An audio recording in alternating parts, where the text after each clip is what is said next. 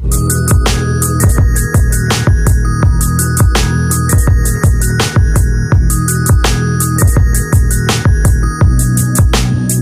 का जो रेगुलेशन है तो इसमें मैं ये पढ़ा दिया हूँ, सिर्फ 2 पॉइंट मेरे को और ऐड कराना था जिससे तुम लोग एनसीईआरटी पढ़ो तो पूरा समझ में आ जाए कि रेगुलेशन ऑफ ब्रीदिंग में देखो इट्स अ इनवॉलेंटरी नेचर। मैंने बोला था ये इनवॉलेंटरी नेचर होता है, लेकिन ये कभी कभी वॉलेंटरी नेचर हो जाता है, और जो वॉलेंटरी नेचर होता है वो कंट्रोल करता है सेरेब्रम, और इस वजह से हम सेरेब्रम कंट्रोल करता है और हम इसको बोलते हैं रिफ्लेक्स एक्शन।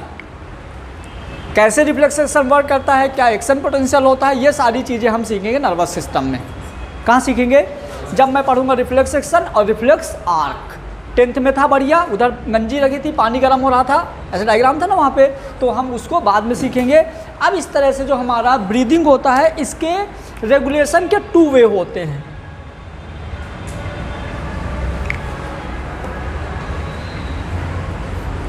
ब्रीदिंग का कहाँ कंट्रोल बाई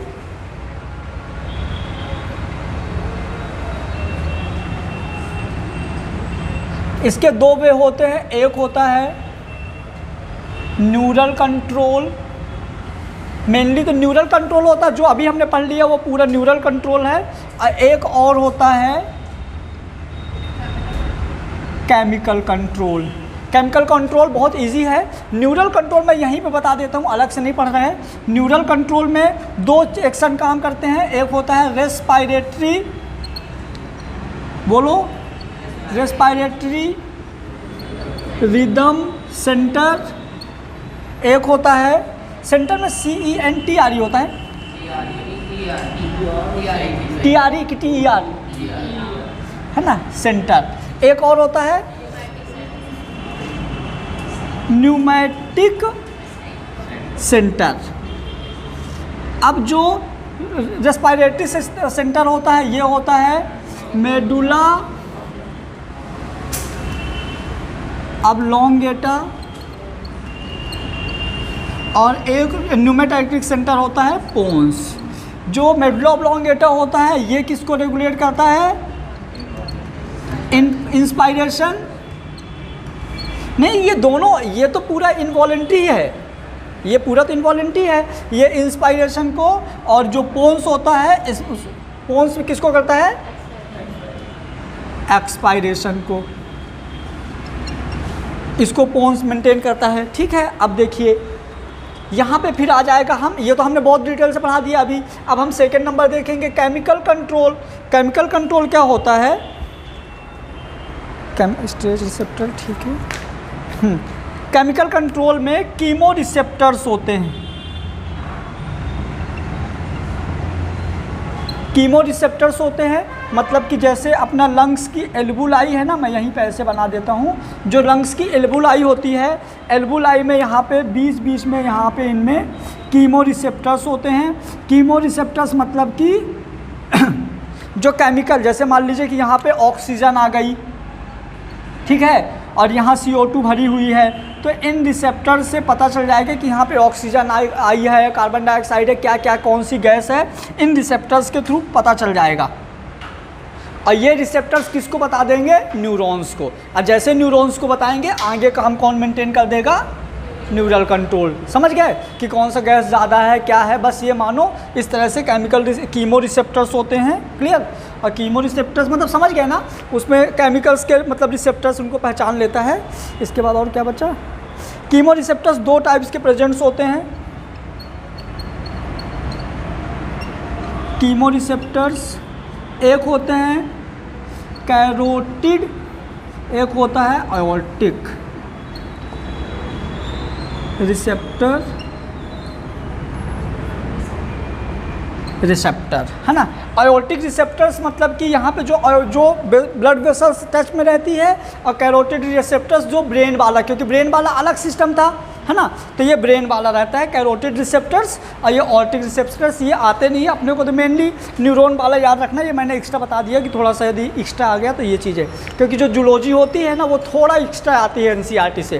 पहले मैंने बताया था कंप्लीटली बॉटनी कंप्लीट आती है एनसीईआरटी से, लेकिन जूलॉजी थोड़ा सा एक्स्ट्रा आता है। इसलिए जितना एनसीईआरटी में मैं उससे थोड़ा थोड़ा ज़्यादा बताता रहता, तो ये भी नोट कर लो फटाफट। ये नाम सुने हो क्या? हेयरिंग ब्रूअर रिफ्लेक्स, नहीं सुने?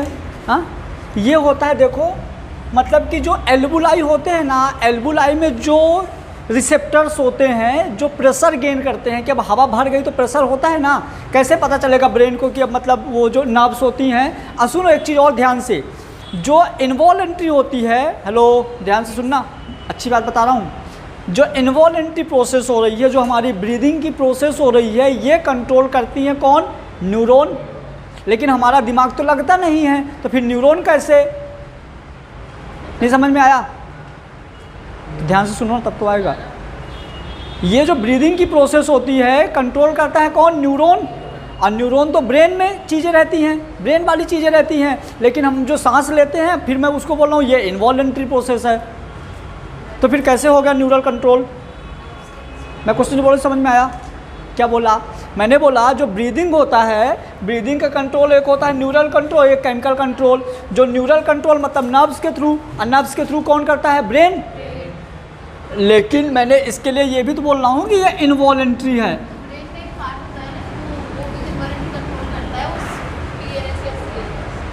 समझ गए?